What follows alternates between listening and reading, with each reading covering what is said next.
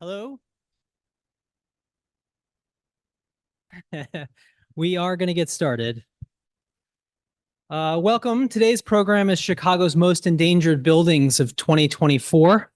Thank you all for joining us today here in the lecture hall, and of course, those joining virtually on Zoom. And welcome to the Chicago Architecture Center. My name is Michael Wood. I'm a senior curator here at the center. Today, we're gathered for the 21st anniversary of Preservation Chicago's list of pressing concerns, an activity that's nearly as old as the organization itself. Some recent landmarking wins, courtesy of this organization and the hard work of Ward and his team, come to mind, maybe Promontory Point, a number of local churches. We've also been saving some historic nightclubs, some private homes. So thank you to Preservation Chicago for all those wins, for all your good work. We're delighted to welcome the Driehaus Executive Director of Preservation Chicago, Ward Miller, to present today's program. For the past decade plus, Ward has led Preservation Chicago and is well known to almost all of us in the room today. Perhaps for a few of you playing along at home, I should mention a few of his bona fides. Ward is a local character through and through, a graduate of IIT and Northwestern, and I learned today he's also a graduate of the first graduating class of Whitney Young. Way to go, Ward. For 20 years after graduating, he served as an architect in the Vinci Hamp Studio, one of our city's foremost preservation experts. He's a walking encyclopedia of Chicago architecture history and one of the lead preparers in organizing the Richard Nickel archives at the Art Institute of Chicago. Nickel, of course, being one of the founding trustees of the Chicago Architecture Center back in the early Glessner House days. I see that Dirk Lohan is joining us today as well, another founding CAC trustee. So a round of applause to Dirk for getting us here. I have worked with Ward off and on over the years, but lately we've been collaborating on an informational campaign about the Century and Consumers Building. We will be sending you a little bit more information about that a little bit later this week. But I have to say, in observing Ward over the last few months, that he's an absolute gift to Chicago. He's an indefatigable spirit. He's active and present at every community meeting, at every consulting party meeting, at every opportunity to press our civic elders. And for a city that's closing in on 200 years, it's fair to say that we should be preserving all the early history we can. And for that, we owe a debt of appreciation to Ward. So please welcome him to the rostrum and let's get the information-packed program going.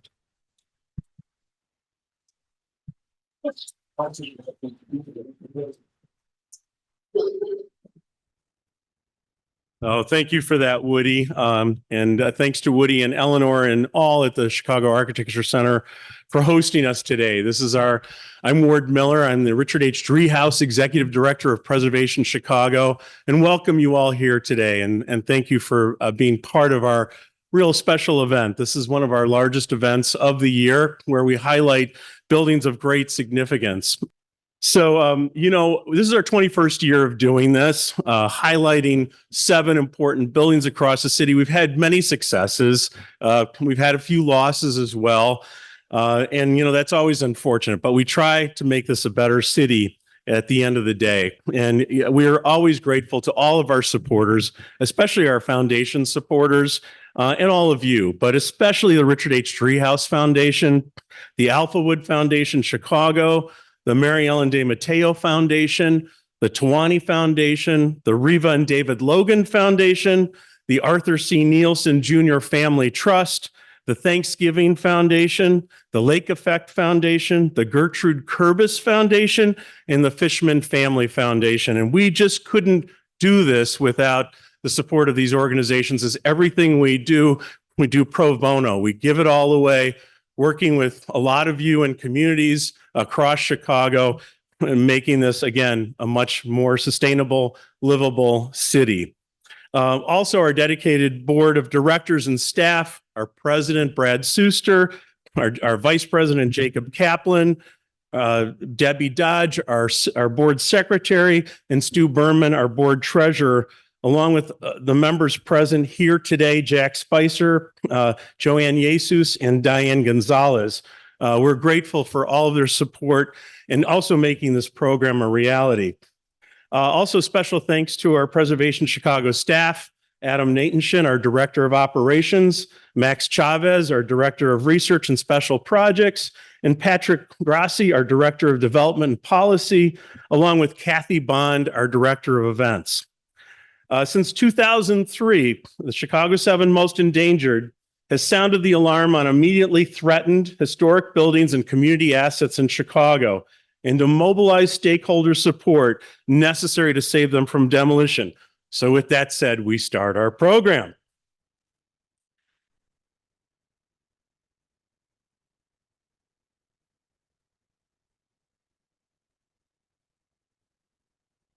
The first one is the Century and Consumers buildings. Many of you might remember these structures.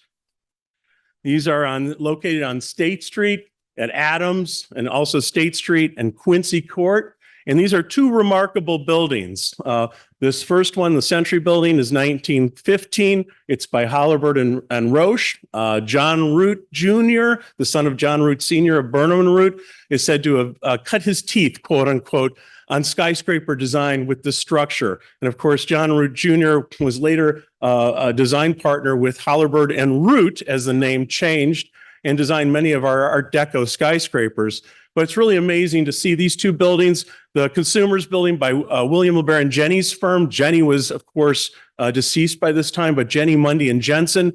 One's 22 stories, one is 16 stories. And they're both remarkable buildings, as you can see here on State Street. And they're part of the Chicago State Street street wall. When I was a kid, it was State Street, the Great Street. It was the most important street in the city for most people. This is where all the department stores were. This is where the shopping occurred. And it was really a destination for the Midwest and the nation, to tell you the truth, and was more popular than North Michigan Avenue is now. But here you really see these two remarkable buildings just after they were finished. So this is the Consumers Building, and this is the Century Building. And you can see how beautiful they are on State Street. And I just wanted to point out the dome of the old Chicago Federal Center Courthouse and Post Office in the background here, one that we lost. But, you know, we gained another great building here as part of the Federal Center by Ludwig Mies van der Rohe. And you can see how these buildings actually really relate nicely to the Federal Center building. You can see the articulation of this facade, this sort of verticality, almost reflective in this building of 50 years later, the Dirksen Federal Courthouse. And this is one of the problems, is that the two buildings are considered too close to the Federal Courthouse, which is behind. And since 9/11, if you will, and some other security breaches across the country and some incidents here, these two buildings were acquired by the GSA. This is the General Services Administration of the federal government. If you will, they are the landlord of the federal government. And because these buildings are considered too close, the GSA and the Judiciary Committee have a $52 million taxpayer earmark that was sponsored by our Senator Durbin to demolish these two buildings, which have been empty since about 2003, 2004. But really two remarkable buildings. And you can see the verticality and the importance of these structures. These are early Chicago school buildings, but they're the last of them. And you can see how you could graduate from sort of this idea to this idea 50 years later. And, you know, we're told that Mies learned from these buildings when he was a young man in Germany, and also when he was sort of placing his Federal Center buildings. He made sure that some of these remarkable landmarks were honored. He recognized these early steel frame buildings as being important. And the Century and Consumers Building, and especially the Consumers Building, anchored the front doorway, if you will, the gateway to a plaza and the Dirksen Center behind. So really important structures. And of course, they're threatened with this demolition, which is really unfortunate. There was a promise when these buildings were first acquired by the GSA. It was printed in the papers that and told to many of us in the architecture and preservation community, these buildings would be co-joined with a structure in the middle that would tie them together almost as one building. And these would be federal offices, and they would be preserved and restored. And that's sort of a promise that we've not seen in the 17 years, 18 years now since these were acquired. And it's really unfortunate. You can see the beautiful detail of these buildings. This is part of that last group of the Chicago School of Architecture skyscrapers, and that gap between World War I and the Art Deco period of the 20s, and even reaching into the 30s, if you will. So really remarkable buildings in so many ways. This is the Consumers Building and the Benson Rickson store, and this actually was the front gateway and doorway to the Dirksen Federal Center from State Street into a Mies van der Rohe designed plaza behind, and you'll see the entablature that says Everett Dirksen Courthouse and a flagpole. And unfortunately, this has been sealed off. It's now sort of a Checkpoint Charlie sort of location. Most people come in the Dearborn doors, and that's unfortunate because the sidewalk is narrower there. You've got a subway entrance. You've got active cars. This was really supposed to be a controlled situation here. And it's really unfortunate that we're perhaps on the verge of losing these buildings. So right now we're in Section 106 federal hearings and public hearings as well, encouraging the preservation and reuse of these structures, even including the storefront, this Art Moderne storefront that was part of originally a jewelry store and late in its life before it closed, Roberto's clothing store, where you could get a whole ensemble that matched in a variety of different colors, which is really, really remarkable. If they were still open, I would be wearing one of their suits today, top to bottom, I can tell you. Yeah, that would be great. So we do have, just going back one slide, I just wanted to mention that we do have an idea. There are 15 requirements, security requirements in order to keep these buildings and renovate them.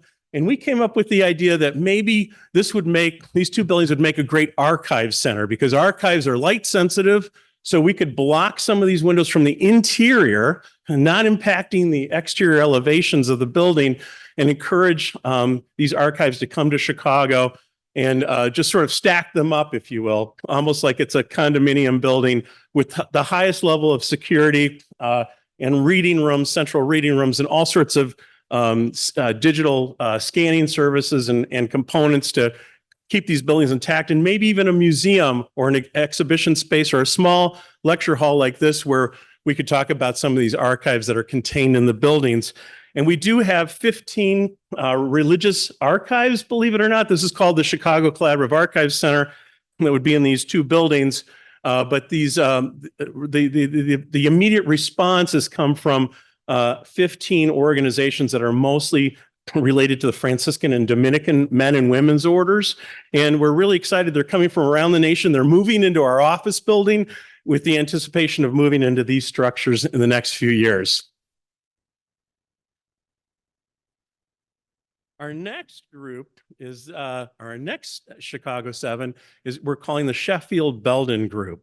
And this is on the 1000 block of West Belden and the 2300 block of Sheffield.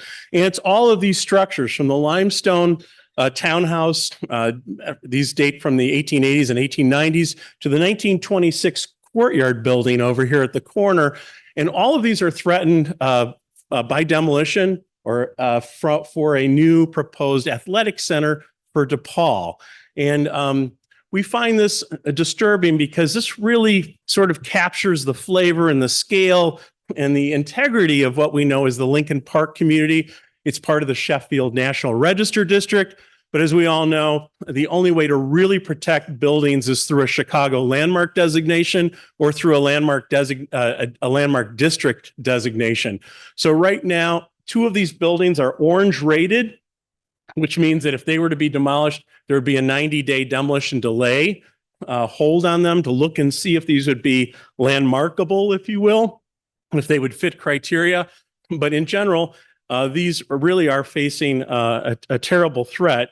And, you know, just so everybody knows, we're very supportive of DePaul University, understand, I think from our perspective, we understand their needs to grow. But there are other sites close by that DePaul owns that we feel this athletic center could be built on, including a site at Sheffield and Fullerton, just a block away, that's currently a parking lot, a paved parking lot, and if you will, a strip mall. It used to be a grocery store many years ago. It's also the DePaul Welcome Center. But we really think there's a certain character about these buildings that define the neighborhood, give it a human scale. We've got a number of faculty and students that are really encouraged to push and encourage a preservation of these structures and a moving of that athletic center as it is proposed to that other site at Fullerton and Sheffield, which would be right at the door of the red line, if you will. So we're really interested in not only supporting the community, but also supporting DePaul, understanding some of its needs as an educational institution in Chicago that's so critical and so important.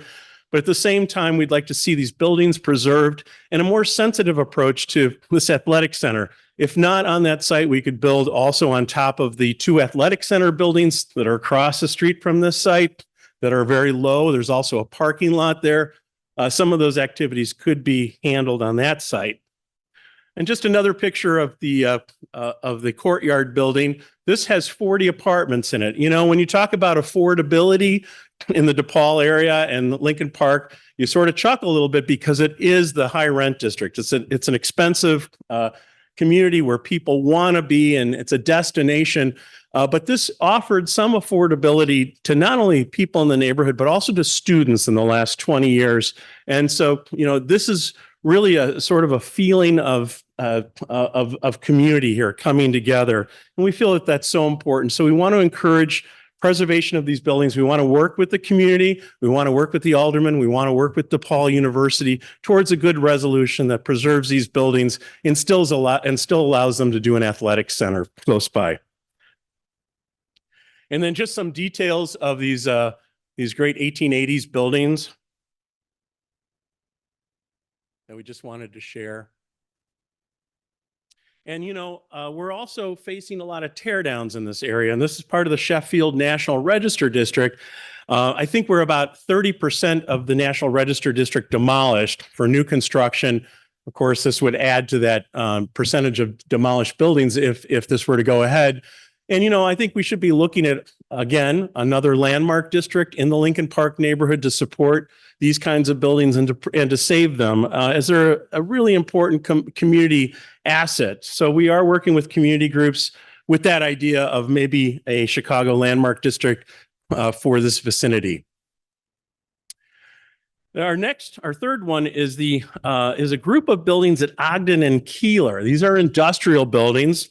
The Western Felt Works and Turner Manufacturing Company buildings. And you can see these are really remarkable buildings. They're on Ogden Avenue, which is also old Route 66. Route 66 is celebrating its centennial in 2 years.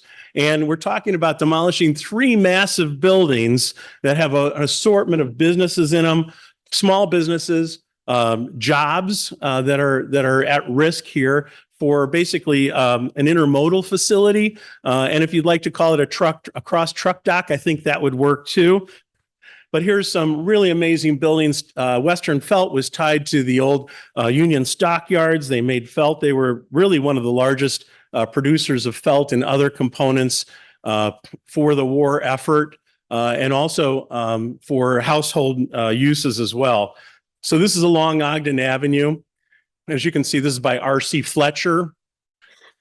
And it's a really expansive building. When you look at it from Ogden Avenue, you just see those, 6 bays, but you can see how far it stretches back. This is quite an amazing factory and quite an amazing site.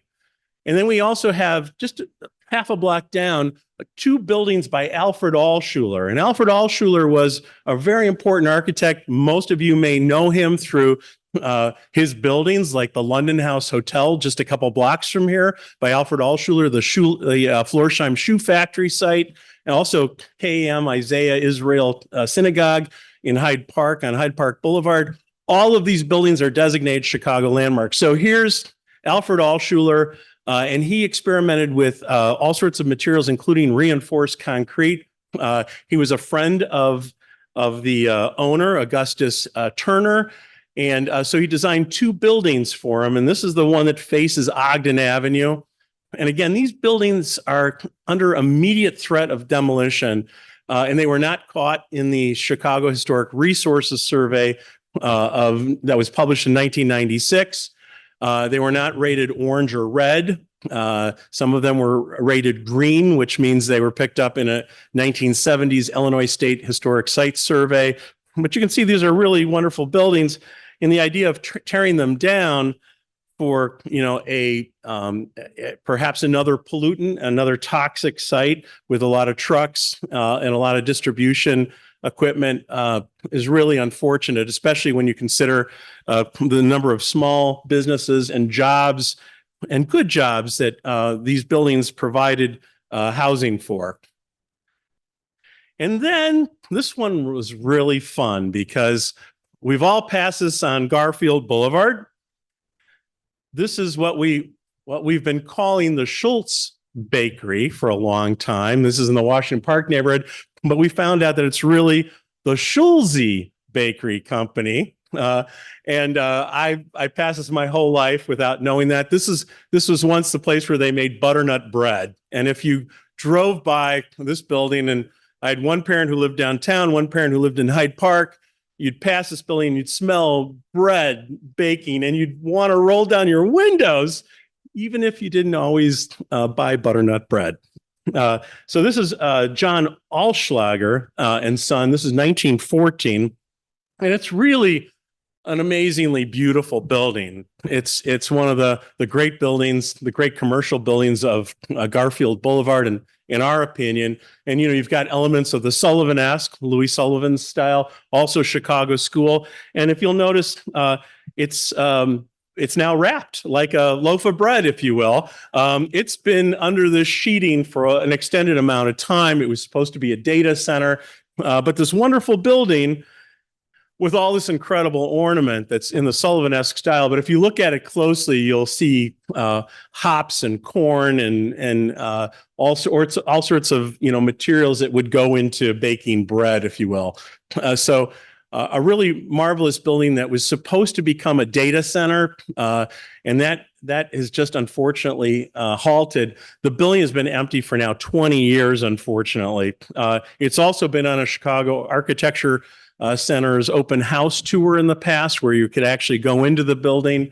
But here's a building that really sort of reflected cleanliness and a safe facility in which you could bake bread. It wasn't a rundown building. It was its image was white glazed brick and sanitary, and so many components of that really bleed through in this structure.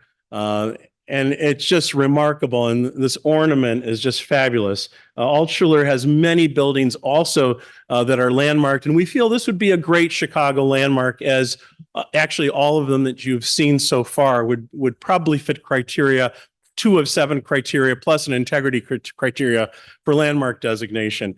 And we want to really see this building landmarked to encourage funds coming forward, to encourage an investment in the building and the structure. And I think we could do this as a city, and there could be multiple reuse ideas for the building. I just wanted to show you this one. This is the building or part of the complex you don't see. This is facing 54th Street. So the building you saw earlier is on 55th or Garfield Boulevard at Wabash. But if you go down Wabash and turn onto 54th Street, you'll see what were the old garages and loading dock buildings. Some of these have been demolished, but you can see that same sort of festoon medallion or cartouche that you saw in the front building here. And, you look at this and you just wonder why we can't make this building work. It can be so many different things. And this ornament is so incredible. And here you can see the hops and different components that would go into and the wheat, different components that would go into bread manufacturing. And just another detail, you see corn up there as well. When you look at this from the street, you sort of visualize it as Louis Sullivan's type of ornament. When you look at it up close, you realize that it's the forms, but actually the components of this are completely different than you'd see in a Louis Sullivan designed piece of ornament or medallion. And this is the front entry. So Schulze Baking Company. I mean, how beautiful is that, right?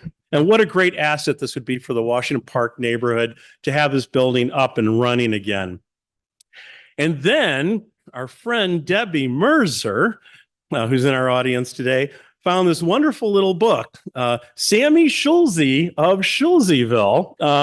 And it reads, Samuel Schulze of Schulzeville bakes loaves of bread with such wondrous skill that soon the story of his renown reached the limits of Animal Town. And on the other side, you see hippity hop to the baker's shop. And there's a little sign, a little shingle hanging out there with a little boy hanging out with all of his friends, if you will, Schulze's Sanitary Sunlit Bread Factory. So, this is really important because a lot of people were getting sick on bread that wasn't baked fully. There were all sorts of issues, gastronomical issues. So you really are sort of sending out a message that this is really a great bakery. And, there's sort of a Wizard of Oz kind of series of characters, especially with the lion here. And, you can't help but think of Frank Baum and the Wizard of Oz that was, becoming popular about this time. So really a fun one, if you will. And then this was a postcard that Adam Nathanson from our office found. From this palace all white comes the bread that's all right. And you can see the various back buildings here. Some of them have been demolished. And then you see Schulze's butternut bread. I mean, this is where it all sort of started. So a remarkable structure that unfortunately is, as you saw, shrouded. And we're hoping for good outcomes here and to work with the community, to work with the aldermen, work with the city, to work with all of you and the architecture and preservation community to see something really positive happen here and to restore the cartouche at the far west end of the building that's been stripped off over time. And then this is a really interesting one. This is Chicago Vocational School. I see we have an audience here. Go CVS. So an amazing school. And it's this entire large site. This is the Chicago Skyway. This is Anthony Avenue. This is 87th Street. This is by John Christensen, 1938 to 1941. Christensen did a lot of public schools, but this is really a remarkable complex. And, it's a fabulous Art Deco, Art Moderne building. Probably the finest one outside of downtown Chicago, if you will, and probably the largest outside of downtown Chicago. We're very concerned about this building. It was sort of a South Side complement to Lane Tech High School on the north side. So you had these two incredible vocational schools and also Crane Tech, which was on the west side. So each side of town had these sort of vocational and technical schools where you could come out of high school and have a trade and start immediately in a business without having to necessarily, go to college, or you could still go to college, but you had skills that were learned in these structures. And I just want to point out, because you'll see a lot of different views of this incredible complex because it's so large. But the area along Anthony Avenue that aligns sort of parallel to the Skyway has been threatened with demolition for actually quite some time. It's almost so large that there's no money to do this. But here we have an empty section of the school and a new need, if you will, in our world for vocational schools and the training that's so important. So, and of course, this school was built for 6 to 8,000 students, and we have 800 students here now. So I think we have to do better as a city. And I think we have to reach out to community. We have to bring back some of these trades and these programs that were so valuable, even if it's just a learning exercise. But it's just so tragic to see these buildings, partially closed and perhaps threatened with demolition as we look to the next 10 or 20 years.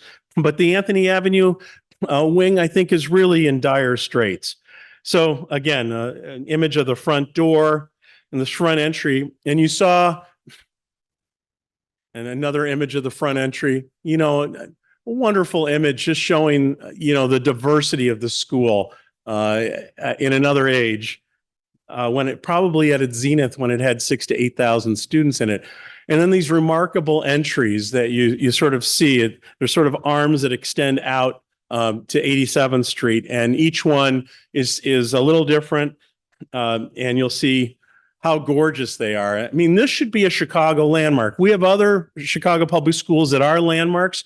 Why wouldn't we landmark this? And why wouldn't this idea of this being a landmark encourage kids in the community and people in the community to take more pride in their school and maybe attend CVS versus some other CPS or even private school? But really a remarkable structure. Lee Bay featured this in his book, his recent book, and he actually provided some of these photographs.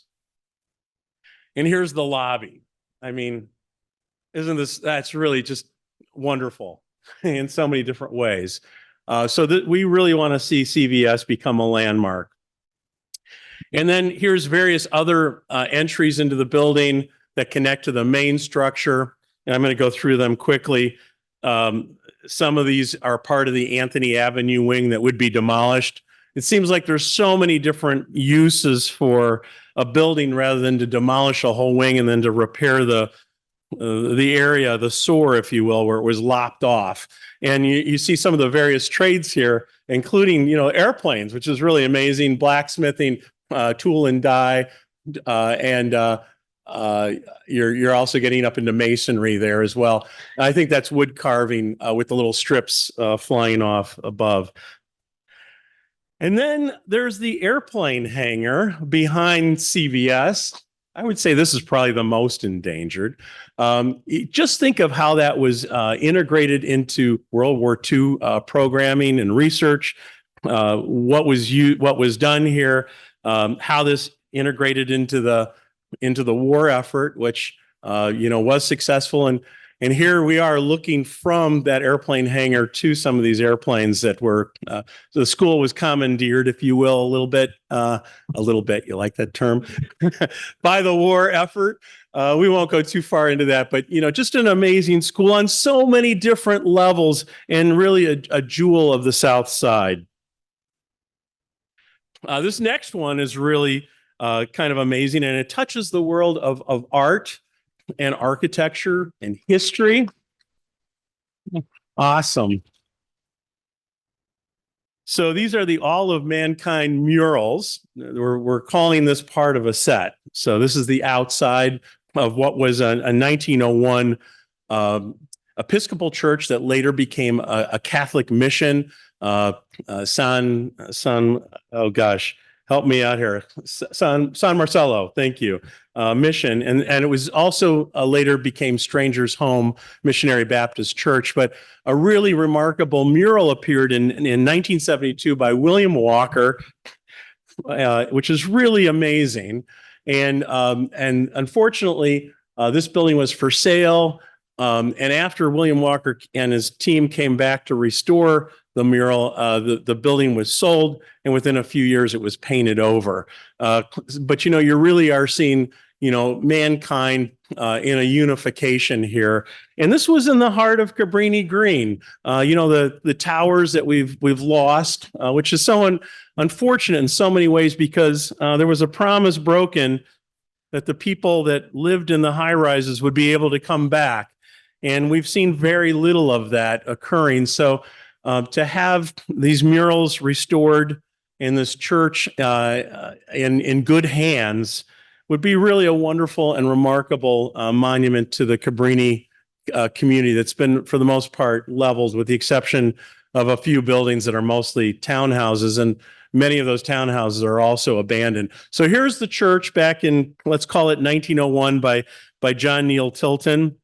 So you kind of get a sense of the community that it was in. It served Italian Americans. This was a very multicultural community. It had Swedes, it had Germans, it had Italians. It also had an African American population, and everybody lived together in harmony. And then in the 1950s, well, actually beginning in the 40s with the row houses, but continuing in the 1950s and 60s, we started building these high-rise buildings that just didn't have the staffing and the maintenance.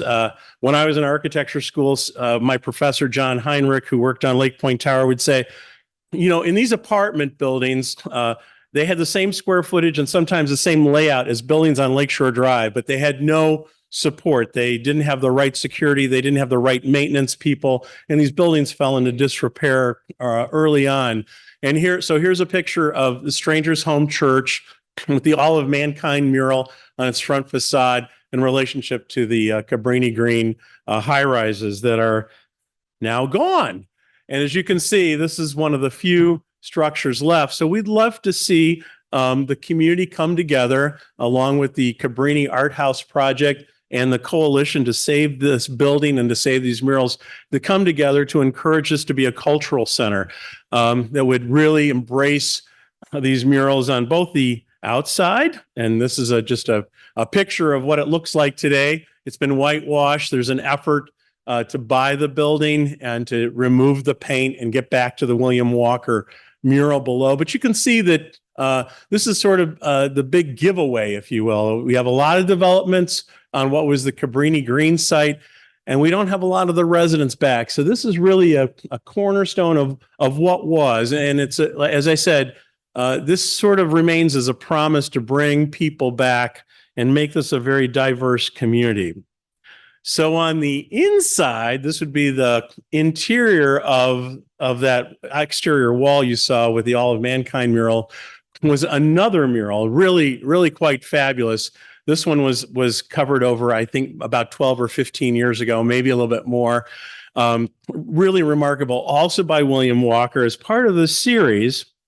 And then at the front of the church, on each side of the apse or the altar, as we'd sometimes say, you had these two pointed arch niches, if you will, where we had more William Walker murals. So to restore this vision would be really remarkable. And this touches art and architecture, community, culture, history, so many components. This really hits all of them in a really important way. So we'd really like to see this building saved, restored, and reused and become a real community asset rather than a closed, vacant church, which it's been for a while.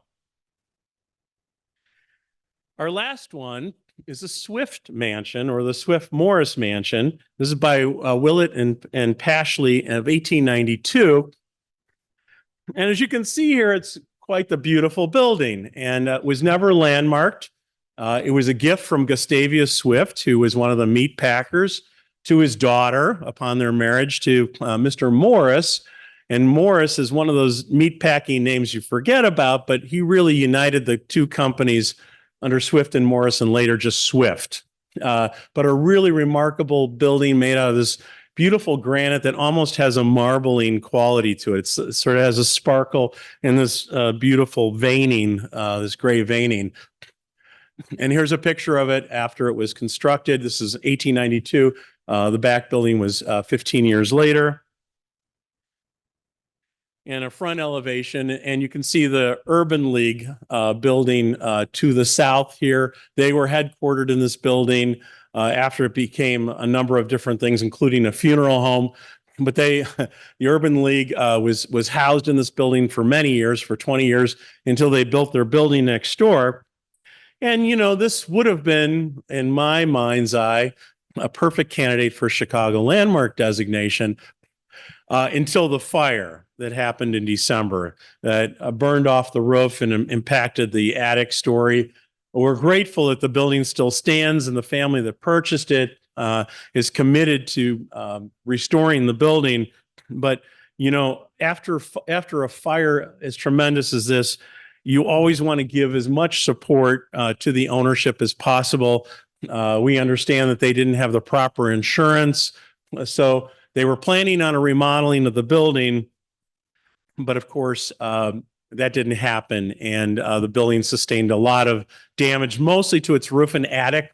I want you to know most of this woodwork is still intact even after that fire.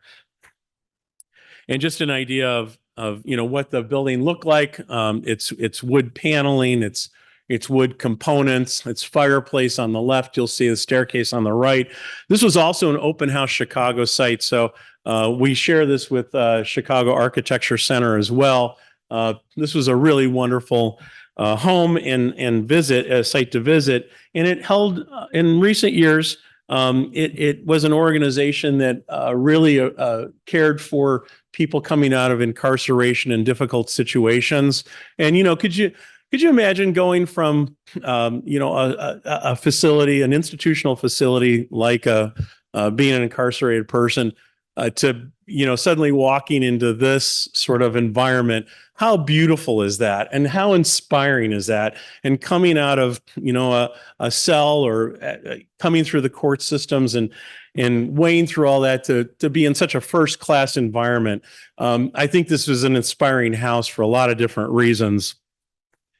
And then a little collage of all of our Chicago Sevens together.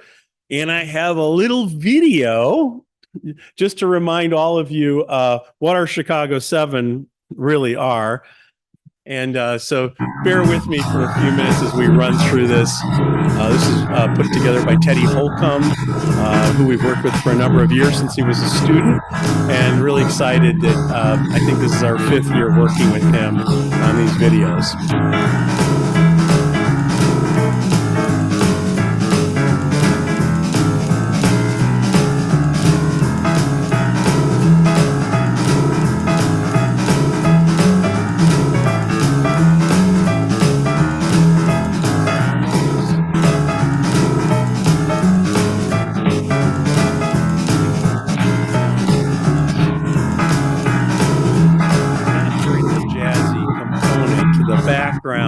Which should make this all go faster, if you will.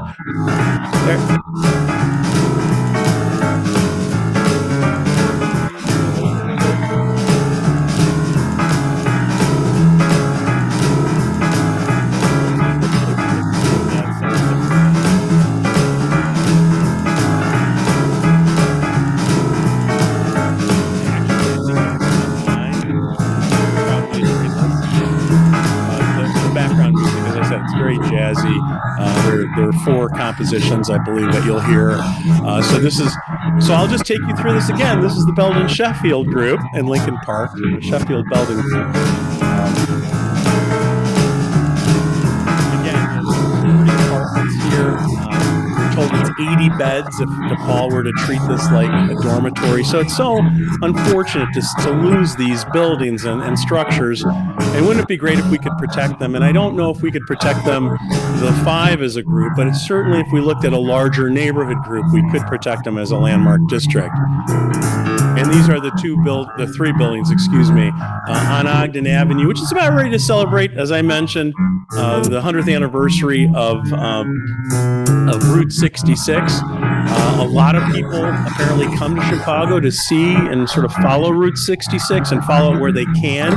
Started in Chicago, basically at the Art Institute. I know Tom Shepard will tell you otherwise, but let's just say it starts at the Art Institute, and it takes you all the way through numerous states, all the way to Los Angeles. And the idea that we would throw these buildings away for a cross-truck dock or a logistics center, whatever you want to call it, it's a spec building is what we're told, and the jobs lost and the companies lost. We really are losing a lot here for some smaller jobs that involve transportation and packing of goods. And of course, Schulze Baking Company, you'll never make that mistake again after this. And I've got Schulze on my mind. I think our next puppy is going to be named Schulze because I just love that name, and especially when you see this little coloring book or this little book made for its smaller audience customers. But really a remarkable structure with this beautiful, beautiful ornament. And we need to find a use for this building. It just can't stand empty for another 20 years. That's just unheard of.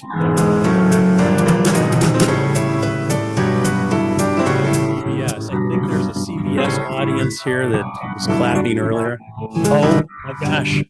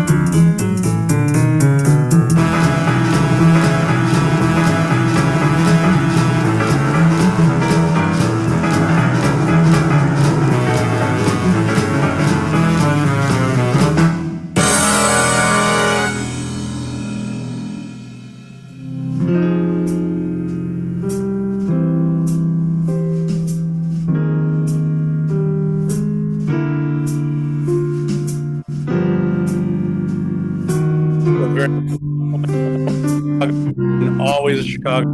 So all of our in the last 21 years are still our children, if you will, and so we've seen many of them become landmarks over time. We've lost a few, but when not see your favorite building from last year on this year's list, they're still part of our advocacy campaigns to save and to protect. And I'd be remiss if I didn't again thank Chicago Architecture Foundation, Michael Wood, otherwise known as Woody. Thank you, Woody. That was an amazing introduction. Eleanor Gorski, Cairo Dye, Joel Hunt, Angela Esposito, Jennifer Latshaw, Rachel Moore, Christian Mitzik, and Chinazio. Thank you so much for all your support and help today, and to allow this program to happen again here for our 21st anniversary.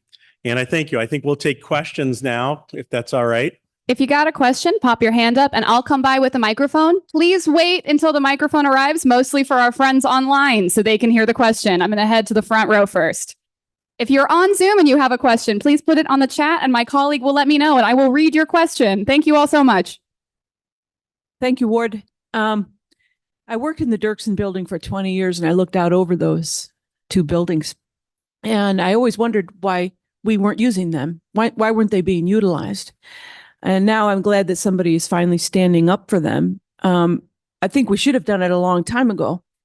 One of the questions I have is, if they were to tear down those buildings, are they also going to tear down the Berghoff buildings? Yes, that's a question we've had. Remember, we had a promise from the GSA, the federal government. It was printed in the news. It was seen a lot that these buildings were going to be bought, combined through those smaller buildings, if you will, that space, incorporating some aspects of those buildings, like the Roberto's storefront, if you will.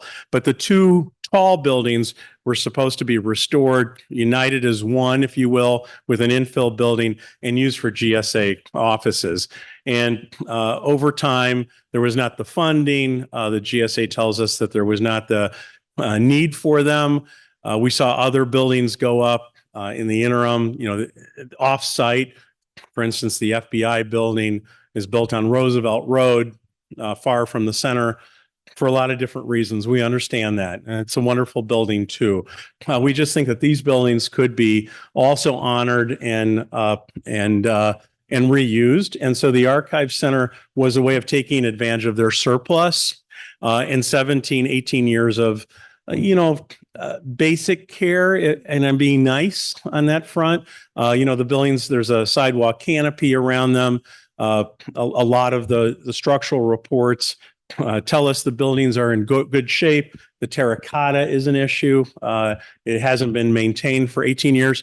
I just want to point out, though, that the Consumers building, the 220 South State building, the furthest one south, sort of a larger floor plate, was remodeled and recoined, or One Quincy Court. So it really appealed to attorneys and whatnot versus the shops and the small businesses that were in there before, as it was so close to the courthouse. So it's really unfortunate that we've seen this pattern of neglect, and we're really concerned that, where does this stop? Does it stop at these two buildings on State Street, or does it impact the Marquette building? Mises courthouse buildings open, its plaza opens to the Marquette building. The Kluzinski building aligns with the Monadnock building. There was a lot of sensitivity in Mies placing his buildings and keeping these structures.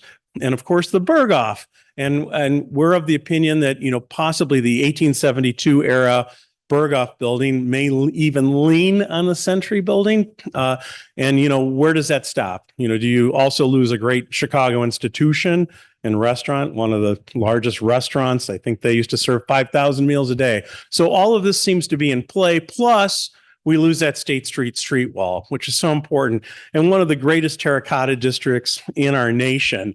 And to demolish these for a park, parks don't really work on State Street. We have Block 37 to remind us of that, empty for 20 years. We have Pritzker Park, and I'm not picking on the Pritzker family, but we have Pritzker Park, which is at Van Buren and State, just a block down. And, you know, that has become such an issue. It's hard for the park district to maintain. The alderman tells me he and his staff are out there cleaning it, and there's going to be a proposal to build an affordable housing project on that site anchored by a YMCA. So, you know, obviously, green trees and grass don't necessarily always work as a park on State Street. I think it's great to have the trees along State Street, along the buildings, but parks just are not appropriate here. You have a fabulous park 2 blocks away at Grant Park, right? Saw someone back here that I'm going to come to first, and then I'll jump over to you, sir. Hi, my issue is with the Chicago Vocational High School. Sure. What can we do to preserve it, to keep it off of the block for demolition? Is there something the community, or, you know, what can we do? I think we should be looking at a landmark designation for CVS, the Chicago Vocational School. And I think it should include the Anthony Avenue wing, which is really the most endangered component of the building. Of course, it's probably too expensive to demolish it, which is why we still have it. But let's think of different opportunities for that particular wing, whether it's expanding programs at CVS or whether it's other ideas tied to the community. And I think that's a community conversation. I think you should take that up with Alderwoman Harris. She's very familiar with the fact that we're announcing the Chicago 7 today, a building in her ward. And I would really encourage her and all of you alumni and former students and the community to work together to encourage a Chicago landmark designation of CVS. We have other schools that are designated landmarks, whether it's Schurz on the, Schurz High School, or whether it's DuSable High School or others. Lindblom, I think, is also perhaps a landmark. Why not CVS, right? So anyway, I was expecting a cheer. I just want you to know. I'm going to ask 2 quick questions from Zoom, and then I'll come to this gentleman in the orange jacket who had his hand up a moment ago, and we'll see where we're at time-wise at that point. Thank you, everybody. The first question we have from online is, I work across the street from the Century and Consumers buildings. In the past few months, I've seen workers on the roof, and it appears the building is having items removed from it. The question asker is curious what is happening on the site, if you are aware. So as I mentioned, these 2 buildings are sort of in the crosshairs, if you will, and we need to come up with a preservation solution. And I need all of you to support our change.org petition. We already have 24,000 people and 1.5 million people that have viewed a B1M video out of London, their first expose and video on Chicago, which features the Century and Consumers building. Please, sign the petition, talk to people. As far as to what's going on, because the buildings haven't really received the proper funding and maintenance over the last 18 years, since the federal government and the GSA, again, General Services Administration, purchased them kind of through an eminent domain process. There is some unstable terracotta, or thought to be unstable terracotta, at the top of the building, and they are removing that terracotta. They're numbering it.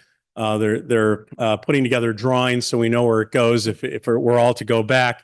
And the $52 million congressional earmark is really slated for demolition. We tried to get 2 more words in that, renovation or demolition, but they wouldn't hear to that. So they're using the $52 million to demolish one of the small 3-story, 2 or 3-story buildings that's already been removed. It's been landscaped, believe it or not, with little evergreen bushes. Not exactly what you expect in downtown Chicago or Chicago in general. And I think it has a little park and a little path through it. But so that money can also be used to take the fire escapes off the buildings. And even though the Century building has got a very decorative fire escape, they're saving those decorative components.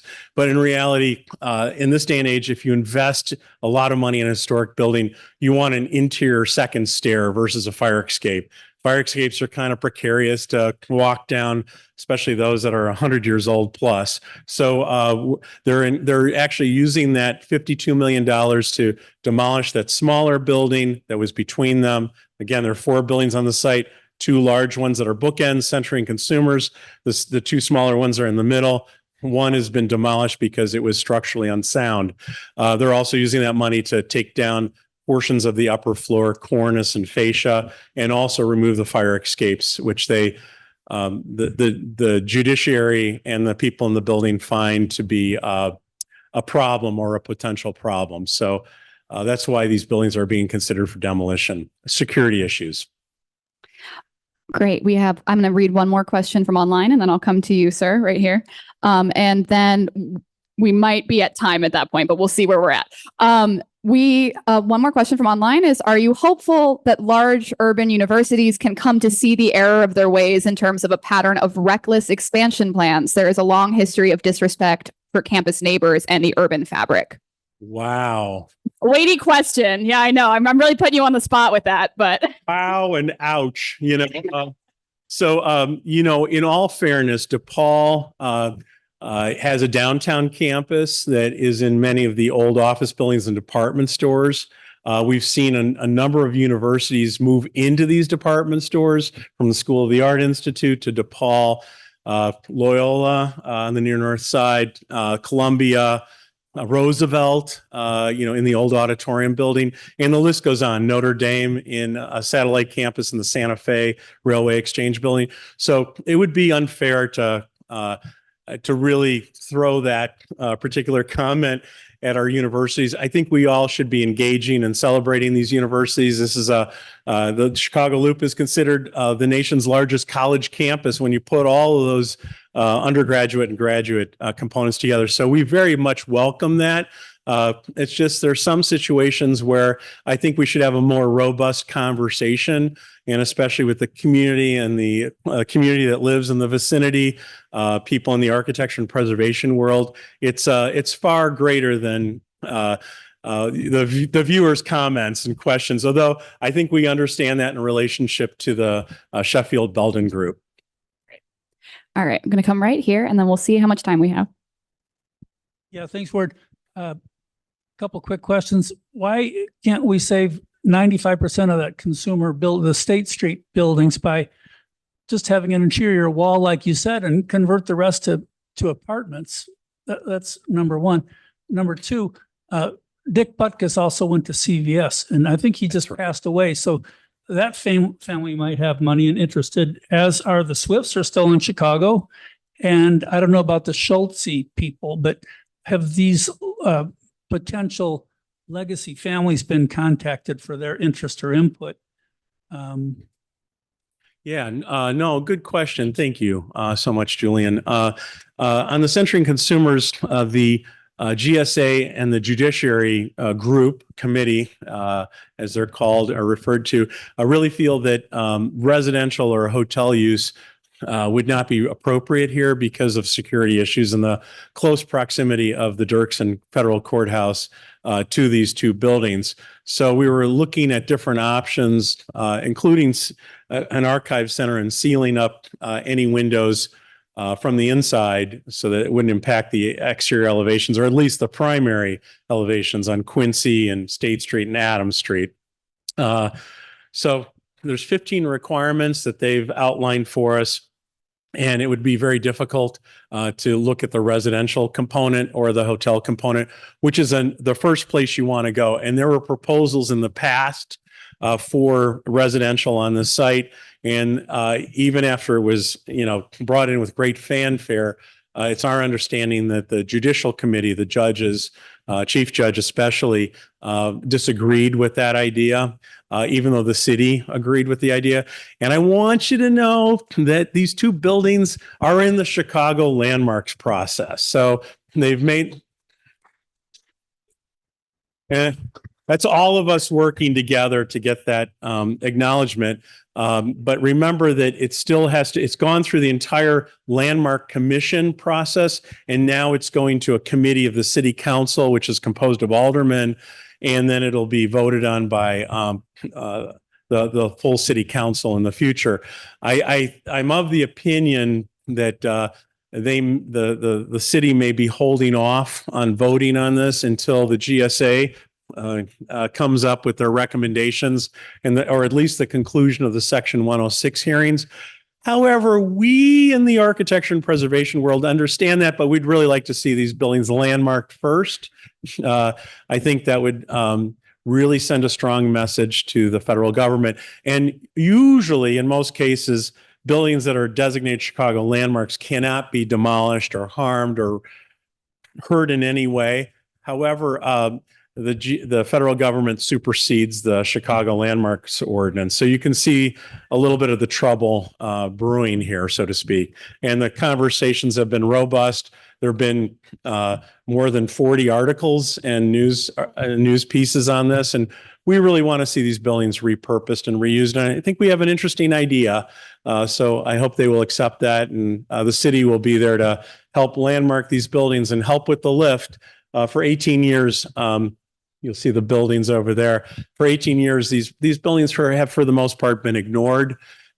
This is the first time they've really had money allocated to them, and that's why we're seeing not only the demolition, but so much activity, proposed demolition, but so much activity happening there. For the first time in 18 years, they've actually have money to do something. So we're hoping that also that that clause will be changed by Senator Durbin and others to include renovation or demolition of these buildings. So we can use some of that $52 million to repair the terracotta facades. And then what was the last portion?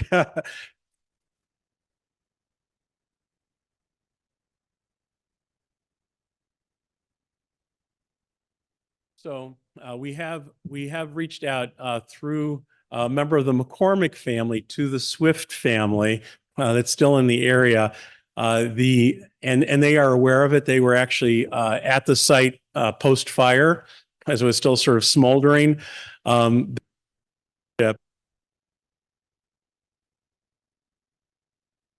We thought that if it were to become a designated Chicago landmark, again, it looks like it's been determined structurally sound, that maybe the Chicago landmark designation could help with some of the repairs to the building, especially the roof, as that was an unanticipated cost that they now have to repair.